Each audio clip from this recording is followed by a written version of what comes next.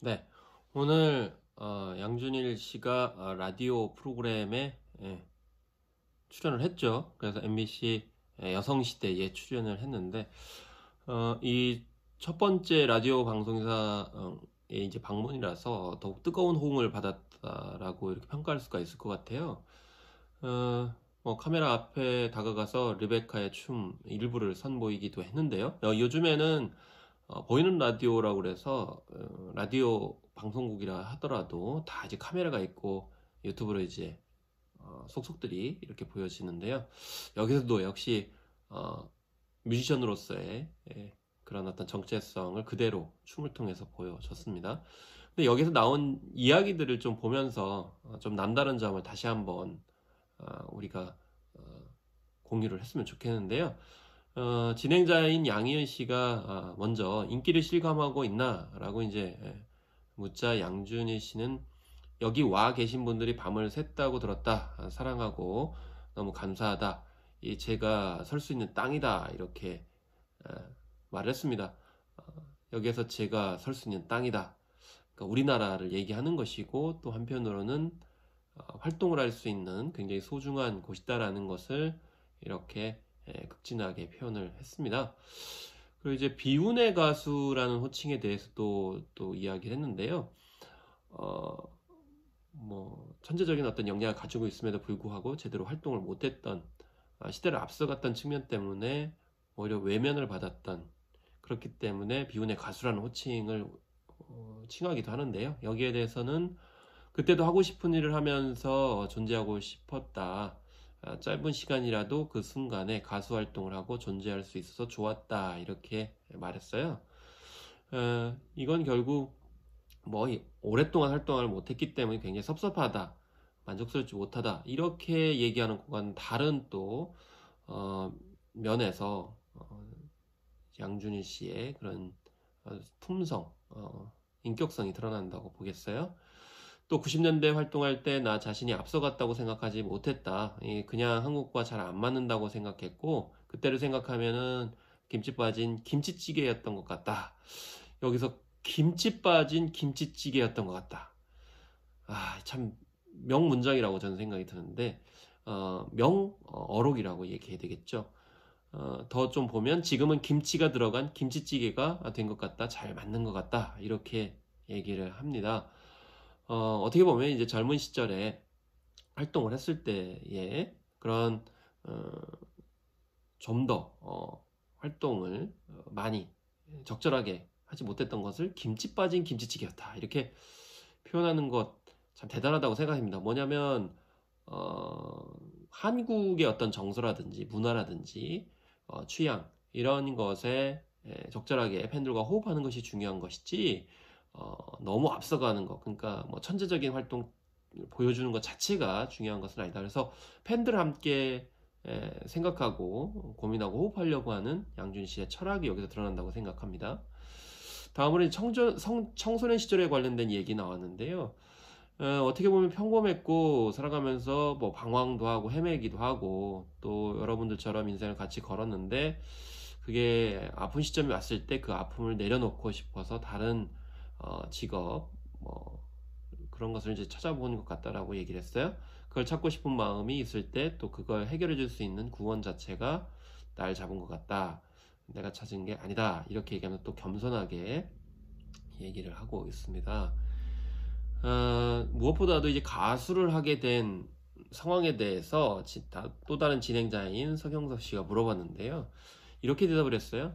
사실 저는 음악을 하는 것을 상상하지 못했다라고 했습니다. 그러니까 처음부터 이렇게 좀 음악을 한 것처럼 생각이 들잖아요. 왜냐하면 머리부터 발끝까지 정말 뼛속까지 아티스트인 것처럼 보이기 때문이죠. 그러면서 사연을 얘기해서 눈길을 끌었습니다. 고등학생 때 오순택이라는 할리우드 한국 배우가 있었다. 그 분이 이제 교회로 찾아왔는데 그 작은 교회 다닐 때 그분이 오시면서 갑자기 이제 자신과 부모님한테 밥을 사주겠다고 했다는 거예요. 그래서 같이 이제 밥을 먹으러 갔는데 거기서 이제 뜻밖의 말을 했다는 겁니다.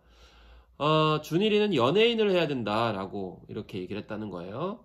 그때 양준일 씨는 어머님과 함께 그 오순택 씨를 쳐다보면서 이렇게 얘기를 했다고 합니다. 선생님 혹시 뭐 판매하시는 거 있냐? 이렇게 물었다고 그래요.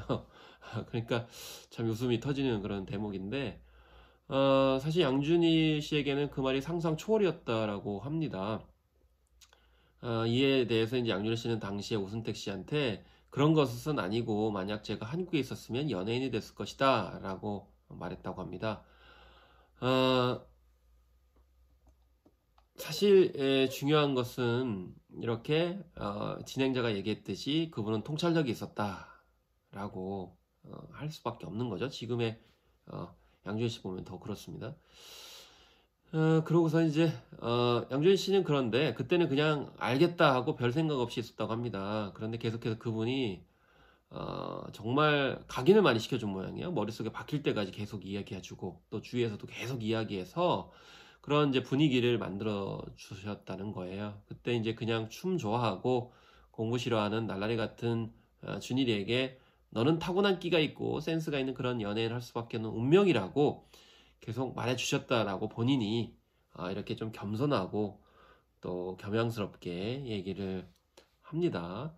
뭐 예능 프로그램의 어떤 성격을 보게 되면 이제 과시하고 자랑하고 이럴 법한데 양준일 씨는 겸손하게 얘기를 합니다. 아쉬움도 전했는데요. 양준일 씨는 덧붙여서 그런데 실질적으로는 뜨는 모습을 보지 못하고 돌아가셨다. 제가 이렇게 뜬 후에 선생님을 기억해서 직접 묻고 싶어서 알아봤는데 돌아가셨다고 해서 너무 안타까웠다라고 하면서 슬픈 마음을 표현을 하기도 했습니다. 여기서 참고로 오순택 씨가 어떤 사람인지를 좀 봐야 되겠는데요. 알만한 분은 다 아시겠지만 오순택 씨는 할리우드 진출 1세대 배우입니다. 1965년 브로드웨이 상연 연극인 라쇼몽으로 본격적인 배우 활동을 했고요. 30여 년간 영국과 뮤지컬은 물론이고 맥가이버 등 TV 시리즈물도 출연했고 007 시리즈에도 출연하는 등 다수의 영화에서 활약을 했습니다. 특히 007 황금총을 가진 사나이는 1975년작인데 여기서 주인공인 로저 무어와 단짝을 이뤄서 홍콩 주재 영국 정보원 역을 맡아서 세계적으로 이름을 알린 그런 계기로 삼았고요. 또 월트 디즈니 애니메이션이죠. 뮬란에서는 주인공 뮬란의 아버지 목소리를 연기하기도 했고 2001년부터는 한국에 돌아와서 이 한국예술종합학교 연극원 연기과 초빙 교수를 맡았고요. 또 2005년부터는 서울예술대학교 석좌 교수로 재직을 했는데 안타깝게도 2008년 향년 85세에 숙환으로 별세를 했는데 2008년에 샌디에이고 아시아 영화제에서 그 업적을 그려서 평생 공로상을 수여하는 등 할리우드와 이제 미국에서 인정을 받았던 그런 분입니다. 이제 그런 분이 양준일 씨는 연예인 활동을 해야 된다, 가수 활동을 해야 된다 이런 것을 이미 30여 년 전에 미리 선견지명을 했기 때문에 당시에도 양준일 씨가 얼마나 재능이 있었는지를 알 수가 있겠고 본인뿐만이 아니고 주변보다도 훨씬 더 꿰뚫어서 통찰력을 보여줬다는 점에서 어떻게 보면 양준일 씨의 미래는 이미 예정되어 있었다 이렇게 볼 수가 있겠고요. 마지막으로 늘씬한 몸매를 유지하는 비결에 대해서 질문이 들어왔어요.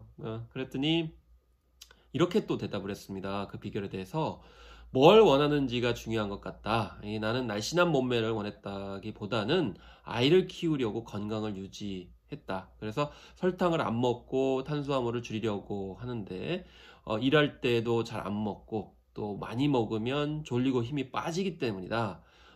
그래서 컨디션을 위해 조절을 하다 보니 자연스럽게 살이 빠진 것 같다. 이렇게 대답을 했습니다. 그러니까 뭐 카메라에 잘 나오기 위해서 혹은 더욱 많은 인기를 끌기 위해서 날씬한 몸매를 유지하기 위해서 뭔가 식이요법을 하는 것이라거나 뭐 다이어트를 하는 것이 아니고 아이를 키우고 책임감을 다하기 위해서 그리고 서빙이라고 하는 노동을 열심히 하기 위해서 여러 가지 이런 이제 음식을 조절을 해서 몸매를 유지했다고 하니까 정말 일상생활 자체가 이런 자연스러운 몸매 또 그것이 자연스럽기 때문에 오히려 많은 분들이 매력적으로 보는 게 아닌가라는 생각이 좀 들었습니다.